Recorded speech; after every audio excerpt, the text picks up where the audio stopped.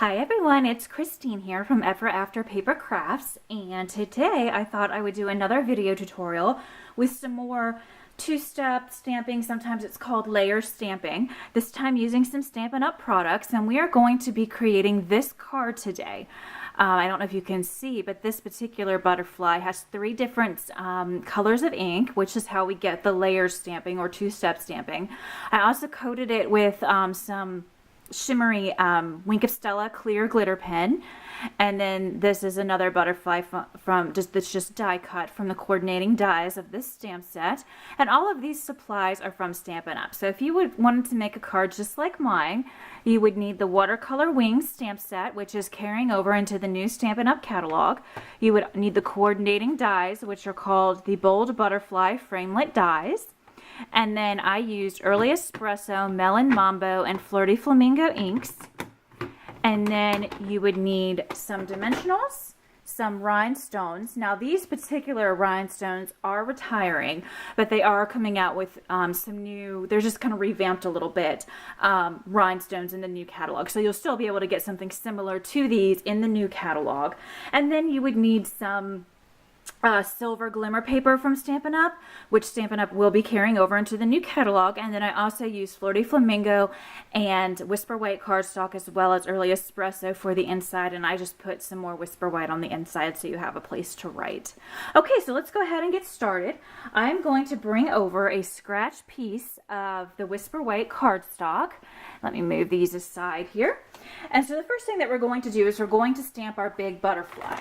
There's 3 steps to this stamping. So really, this isn't 2-step stamping, it's 3-step stamping to create this particular butterfly image. And I like to call it layer stamping because I think that really better describes what you're doing. So when you have an image like this, that has these different colors, you want to build up the colors. And I always like to start with my lightest color first as the base color. So I'm going to ink this solid image, which is your bottom image, with my lightest ink color, which in this case is Flirty Flamingo. So I'm going to go ahead and open up this ink pad rather, and I'm going to ink up my stamp. Now you'll see when I ink it up that there are some splotches there. That is perfectly normal for this particular stamp set. If you look at the front of the stamp set, it has the images, and this is called Watercolor Wings because it gives you those splotches just to give you sort of a watercolor effect. Now because these are photopolymer stamp sets and not the rubber that you know has been around forever in the stamping industry, there's no cushion to the stamp. Okay, it's just photopolymer flat stamp. And it's high quality photopolymer, but with any photopolymer stamp, I always recommend that you take something. It can be a mouse pad, it can be your Stampin' Up! Catalog, even something kind of thick to slide under your work surface. I'm just using a piece of foam, and I'm just going to slide it right under my Stampin' Up! Grid paper here, which is where I work on. So it's now underneath this piece of white cardstock, and that's just going to give me a little bit of padding, so when I stamp this image it's going to come out as a good image.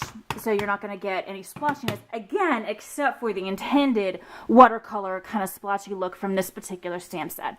So we're just going to stamp this down. Again, this is just a scratch piece of Whisper White cardstock because we're going to be cutting this out with the big shot. So this is what it looks like, and again those splotches are intentional because of the watercolor look this stamp set is going for. So I'm going to remove this. I'm going to be using the same block for the other 2 steps in this stamp set. So the next step is sort of the outside of the wings. So let me bring the card sample back up. We're going to be doing the outside of the wings this time. So this I did in Early Espresso. I really love pink and browns together. So I'm going to take my Early Espresso ink pad, open that up, and ink this. Now, remember, I have the camera right in front of me, so it's going to be a little bit harder for me to line this up. But if you were doing this at home, you would have no problem at all because these stamps are see-through. You can see exactly where you're going to be placing them, and you'll get a perfect image every time. Now, you can also use a stamp positioning tool if you have one, but you really don't need one for these stamps because they're made so well, and you can just look right through them and stamp it down. See, even with the camera literally right in front of me and having to reach over, I did it perfectly. So that's how easy it is, folks. It really is easy to work with these stamps. So we're going to go ahead and close up our early espresso ink pad, and we are ready for the final layer of the butterfly, which is the inside layer of the wings. And this I decided to do in a brighter pink color, and I chose Melon Mambo. And I really love the Fleur de Flamingo, the early espresso, and the Melon Mambo together. So I'm going to stick this on my block, bring over my Melon Mambo ink pad, and ink it up. All right, and again, I'm going to try to line this up as best I can with the camera in my way here. You, again, will have no problem. And there we go. Even with the camera, gorgeous. Okay, so that part is done. Now, let me close up my Melon Mambo ink pad before I ultimately drop it on the carpet. Okay, so now, since we are going to be cutting out this image, let me bring back the original card sample. I recommend that you stamp the inside, the little body of the butterfly, after you've cut it out. Simply because when you're using the coordinating die, it's a little hard to know where to stamp it if you do it before you cut it out. So to save time off camera, I had gone ahead and stamped one, or rather cut one out, I'm sorry, with my Big Shot, so I didn't have to take the time to do that on camera. And we're going to go ahead now and ink up the body of the stamps of the oh my goodness, I can't speak, of the butterfly with the early espresso ink. So let me get the little body of the caterpillar and go ahead and stick that on a smaller block and bring over my early espresso ink again. Ink up his little body, and you just want to line it up as best you can in the white spot right in the middle there that the die cut has provided for us. Not too bad with the camera in my way. And let me bring this up closer to the camera so you can see. There you go, almost a perfect butterfly. So we are going to go ahead and start putting our card together now. So what we're going to do is, first I like to take the wings of my butterfly and sort of bend them so it kind of looks like he's in flight, so to speak. So I do that. Now I'm going to bring over a piece of Whisper White cardstock, and I cut this at, let me think, 5 by 3 3/4. I'm sorry, 4 by 3 3/4. No, let me tell you for sure here. Let me just line it up real quick. 5 by 3 3/4. I apologize for having to check that. 5 by 3 3/4. And I'm going to use this little grid. It's kind of like just little dots. It's just a fun little element that comes in the stamp set. I'm going to ink that in Fleur de Flamingo ink and just kind of line it up along the bottom. And again, this is just for a little interest. You wouldn't have to do this if you don't like this particular element. I just thought it added a little extra to the card and coordinated rather well. So I'm just going to line this up along the bottom, ink that again in my Fleur de Flamingo ink, and continue the pattern over. So there's that. Now I'm going to go ahead and grab a dimensional, which are these kind of raised foam adhesives. If you're not familiar with them, they just give your project some depth. So I'm going to grab one of these and stick it right to the middle of the back of the butterfly where I have kind of creased it so his wings go up on either side. And I'm going to stick the butterfly right here in the bottom right hand corner of this white panel. There we go. Now I want to add his antenna. And again, I wanted to wait until he was adhered so I know exactly where to place it. Because the die, the coordinating die, does not cut out the antenna part. So that's why I'm waiting till the very last moment to ink that up and stamp it. So I'm using Early Espresso again so the antenna matches the body. Move that aside, and I'm just going to stick this right on top, but on the bottom panel. So in other words, I didn't stamp it on the actual butterfly, I just stamped it on the bottom panel of Whisper White. Okay, so that's done.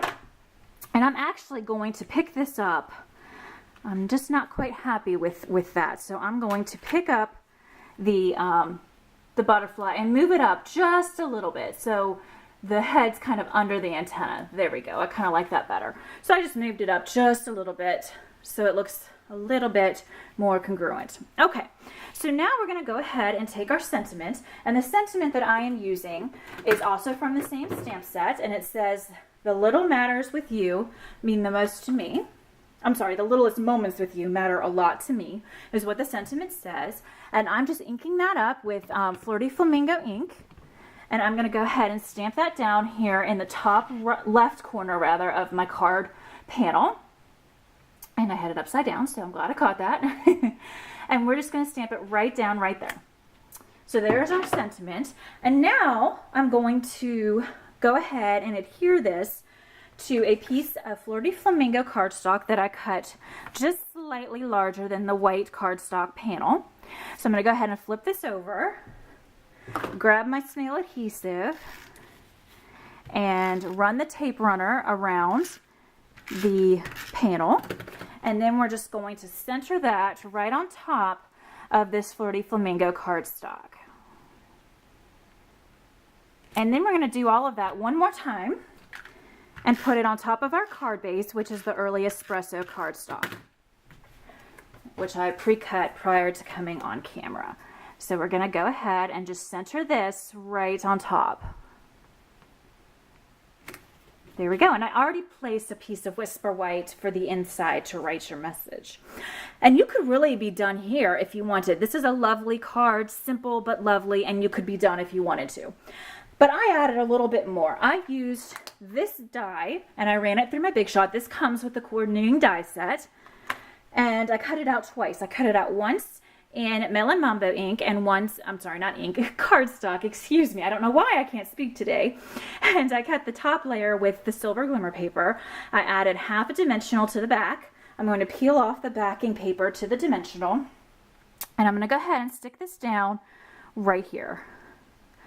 And that's just to give it some added character. Again, you don't have to do that if you don't want to. The card was perfectly lovely before, but I just, you know, I don't know when to stop sometimes. I like to add sometimes too much to my cards, but what are you going to do? So now I'm going to take some rhinestones, and again, this particular type of rhinestone with these different sizes is being retired, but there are new rhinestones coming in the new catalog, and they are just as lovely.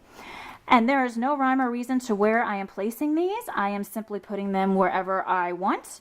No magic to this at all. 2, 3, 4, 5. I like to do odd numbers. That's the only thing I pay attention to. And we're done. So here is the card I just created on camera for you.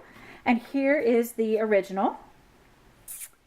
So there you go. I hope that you enjoyed this card and that you'll give layer stamping a little bit of a try. Oh, one other thing. I did add Wink of Stella to this butterfly. Let me show you how I did that real quick. This is a clear Wink of Stella glitter pen. This is being continued into the next, the new catalog. And all I did was take it. I'm going to bring this up so you can see. And I literally just colored in the entire image with this glitter pen. And I'm just kind of going in circles just because that's kind of how I color, but there's no right or wrong way to do it. You're just coating the entire image with the glitter. Now, I don't know. The tricky part is if this is going to show up on camera or not, and I don't think I can get it. There's a little bit right there. It's a very gloomy day here today. It's all rainy and yucky, so. But hopefully my pictures will show it on my blog. So I encourage you to head over to my blog. There'll be more details on how I made this card, as well as more pictures and links to all of the products if you are interested. So thank you so much, as always, for stopping by and for watching my video. And I hope you have a wonderful day, and I'll catch you in the next video. Bye-bye.